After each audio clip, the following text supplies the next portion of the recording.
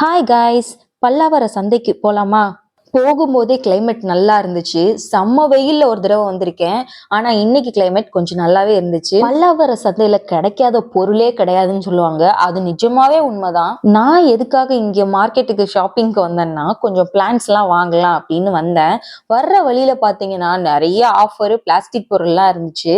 கொஞ்சம் இந்த மண் பாத்திரம்லாம் இது வரைக்கும் நான் வாங்கினதே கிடையாது. அதை எப்படி வாங்கணுன்றதும் தெரியாது, எப்படி மெயின்டைன் பண்றதுன்னு தெரியாது. சரின்னு ரேட்டு கேட்டேன், 250 சொன்னாங்க.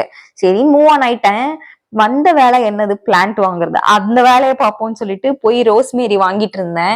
இந்த ரோஸ்மேரி வந்து நம்ம தேங்காய் எண்ணெய்க்குள்ள சும்மா போட்டு வச்சாலும் நல்ல ஸ்மெல்லா இருக்கும்.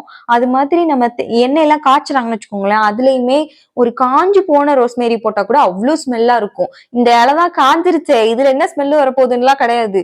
காஞ்ச இலையில இருந்து அவ்வளவு ஸ்மெல் வரும். ரோஸ்மேரி வளர்க்குறதுல இம்பார்ட்டன்ட் என்னன்னா, ரோஸ்மேரி எல்லா பிளான்ட்ஸ் மாதிரியும் சட்டுன்னு வளர்ந்து வந்துடாது. ரொம்ப ஸ்லோவா வளரும். அதுக்கு நிறைய சன்லைட்ல வைக்கணும்னு சொல்லுவாங்க. நான் வந்து விண்டோல இதுல வச்சேன்.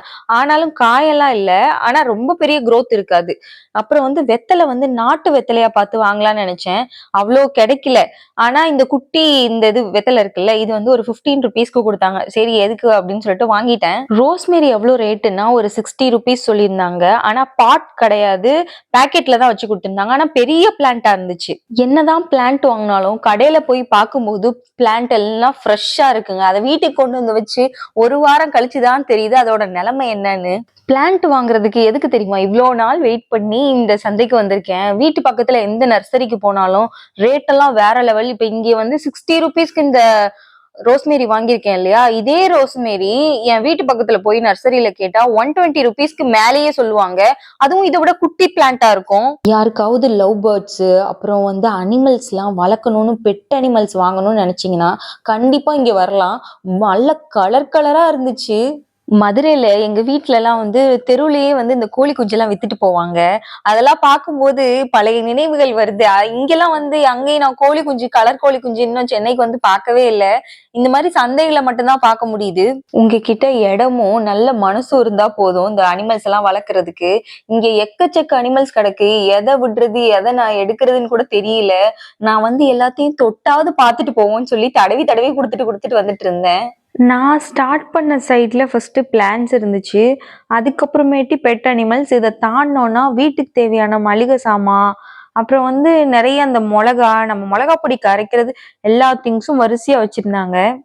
இந்த திங்ஸ் எல்லாம் இங்க கிடைக்கிறது எல்லாம் நல்லா இருக்குமா அப்படின்னு எனக்கு தெரியல. அதனால நான் வந்து எந்த திங்ஸும் இந்த மாதிரி வாங்கல. வாட்டர் பாட்டில்ஸ்லாம் வச்சிருந்தாங்க. 150, அதிகபட்சம் 200 தான் சொல்லிட்டு இருந்தாங்க. இதெல்லாம் ஆன்லைன்ல ஆர்டர் பண்ணா கூட 400, 450 சொல்லுவாங்க. எப்படி இவ்வளவு கம்மியா வச்சு விக்கிறாங்கன்னு தெரியல. அப்புறம் போக போக கத்தி, கபடம், நம்ம கிச்சன்ல தேவையான தோசை சட்டி எல்லாமே இருந்துச்சு. இது எல்லாம் நல்ல குவாலிட்டியில இருக்கிற மாதிரி தான் இருந்துச்சு. அதுக்கு மேல நமக்கு டீஃபா, சோஃபா இதெல்லாம் வச்சிருந்தாங்க. அதை விட என்ன பெரிய விஷயம்னா, பெட் எல்லாம் வச்சு இங்க இருந்து வாங்கிட்டு ஆட்டோ மேல வச்சு எடுத்துட்டு போறாங்க. நிஜமாவே அது வந்து வொர்த் பிரைஸா இருக்குமான்றது எனக்கு தெரியல. என்ன பொருள் வாங்குறோமோ இல்லையோ கடைசி வரைக்கும் போய் நல்லா விண்டோ ஷாப்பிங் மாதிரி ஊரை சுத்தி பார்த்துட்டு திருப்பி ரிட்டர்ன் வந்தேன். எதுக்காகன்னு கேட்டீங்கன்னா, இந்த நாய் பூனைகள் எல்லாம் உட்காந்து வேடிக்கை பார்க்கறதுக்காக.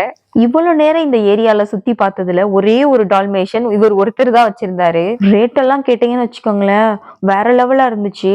இந்த சிட்ஜும் இருக்குல்ல, இது வந்து 15,000. இதுல வந்து ரேரா ஒரு பீஸ் இருக்குன்னு காட்டினாங்க. அது வந்து இந்த பிளாக் கலர்ல ஃபுல் பிளாக்கா இருக்குல்ல, இது வந்து 20,000. இந்த மாதிரி டாக்ஸ் எல்லாம் பார்த்தா ஆசையா இருக்கு. ஆனா என்ன, வளர்க்கறதுக்கு இடமும் இல்ல, வளர்க்கறதுக்கு நேரமும் இல்ல. ஹிரனுக்கெல்லாம் அழகா வாங்கி கொடுத்தோம்னா நம்ம முன்னாடியே சொல்லிடணும், இது வந்து குட்டி பாப்பா, இது வந்து இப்படிதான் பாத்துக்கணும் அப்படி சொன்னா நல்லா பாத்துப்பான். நான்லாம் சின்ன பிள்ளைல எங்க அம்மா வீட்டுக்குள்ள நாய் வந்துச்சுன்னா தூக்கி எரிஞ்சிருவேம்பாங்க. ஆனாலும் சண்டை போட்டு நாயை வீட்டுக்குள்ள தூக்கிட்டு வந்துட்டு இருப்பேன். இந்த பூனை பாத்தீங்களா, நான் கைய புடிச்சு ஆட்டுறேன், என்ன பண்ணியும் அசையவே இல்லை. இது உண்மைக்கே உயிரோட தான் வச்சிருக்கானுங்களா இல்ல சும்மா உள்ள போட்டு வச்சிருக்கானுங்களான்னு தெரியல. இந்த டாகு அப்புறம் கேட் எல்லாம் வந்து விக்கிறதுக்கு என்னென்ன கதையெல்லாம் சொல்றாங்க தெரியுமா?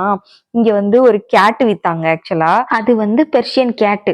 அதை விக்கிறதுக்கு பூனைக்காரர் என்னென்ன பேசுறாரு தெரியுமா? பூனை வந்து பக்கா ட்ரெயின் தான், அது இவர் தான்.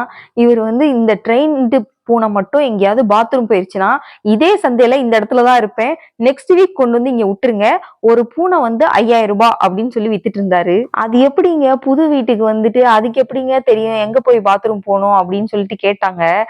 ஆனாலும் சரி, கேக்குற ஆள்கிட்ட நீ வந்து என்கிட்ட விட்டுட்டு போயிரு அடுத்த வாரம், இப்ப மட்டும் வாங்கிக்கோ 5000 ரூபாய் அப்படி பேசிட்டு இருந்தாரு. எனக்கு தெரிஞ்சு இவரு நெக்ஸ்ட் வீக் தலைமறைவாயிருவாரு, இந்த சந்தையில நீங்க பார்க்க முடியாது. அப்படி ஒரு வியாபாரம் பண்ணிட்டு இருக்காரு. வேடிக்கை பார்த்தே டயர்ட் ஆகி ஒரு ஜூஸை குடிச்சிட்டு திரும்பி வீட்டுக்கு போய் வாங்கின பிளான்ட் கொஞ்சமா சேதாரம் ஆயிடுச்சு. ஆனாலும் விட மாட்டேன்னு சொல்லி பிளான்டேஷன் பண்ணிட்டேன். இப்போ வரைக்கும் அந்த பிளான்ட் ரொம்ப நல்லா வளருது. இந்த வீடியோ உங்களுக்கு பிடிச்சிருந்துச்சுன்னா மறக்காம சப்ஸ்கிரைப் பண்ணிடுங்க.